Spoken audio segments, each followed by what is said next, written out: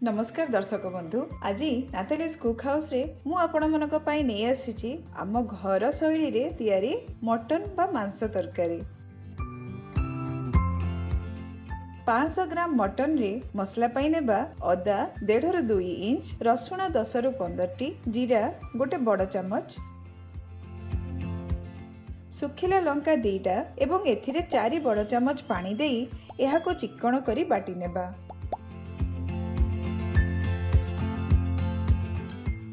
सफा होई रखा जाइथिबा मटन रे पकाइबा आधा चमच हलदी, 1 ରୁ 1.5 चमच लूण, 6टी मीडियम साइज कटा पियाज, आमे बाटी रखिथिबा मसला एवं 6 टेबल स्पून सोरिष तेल।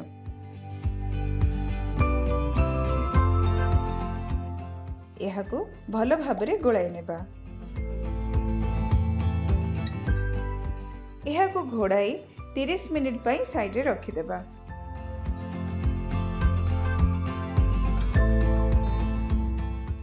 कड़ाई रे 4 टेबल स्पून सोरिष तेल गरम करी 6टी आलू को बड़ बड़ खंड करी काटी पकई देबा। एथिरे हाफ टी स्पून हलदी एवं 3/4 टी स्पून लूण पकई हाई फ्लेम रे भाजिबा।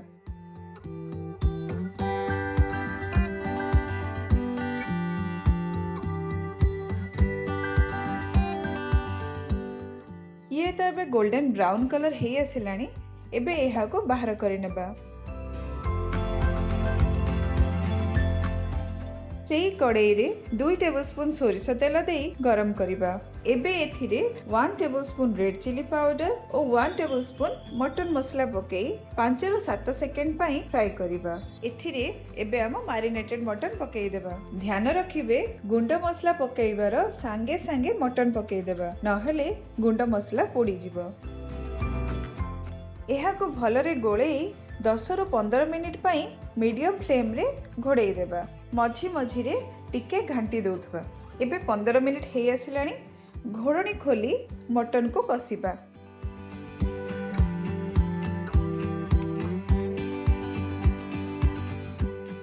पानी टिके मरी आसिले फ्राइड आलू गुड़िक पकई देबा।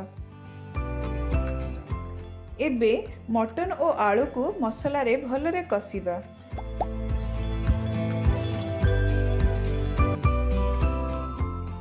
एबे तो सुंदर रेडिश ब्राउन कलर हे गलानी। आम कषा परफेक्ट लागुची, बास्ना भी बढ़िया आसुची। एबे एथिरे पानी देई मटन सिझिबा पर्यंत कुक करिबा। मोर टिके आज शीघ्र शीघ्र रोषेई सरिबा दरकार, तेणु मु कषा मटन को प्रेशर कुकर को ट्रांसफर कर दउची। एथिरे 2 कप पानी देई गोळेई की लीड बंद कर देबा एवं हाई फ्लेम कर देबा।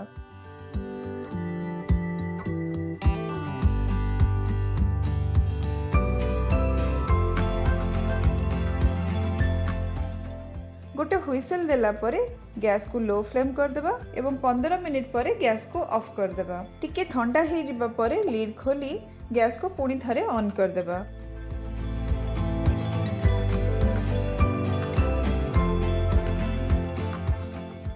फुटिला परे धनिया पत्र डांग गुड़िक पकई 2 ରୁ 3 मिनिट कुक करिबा।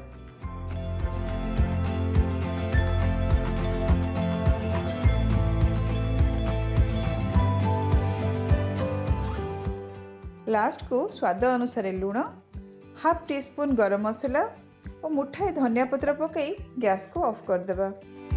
मो घर पई झोल पूरा परफेक्ट हेजी और बास्ना भी बहुत बढ़िया। गरम गरम भात, मटन झोल और टिके पांपड़। आम लंच तो आज जमिबो। आउ आपणकर धन्यवाद।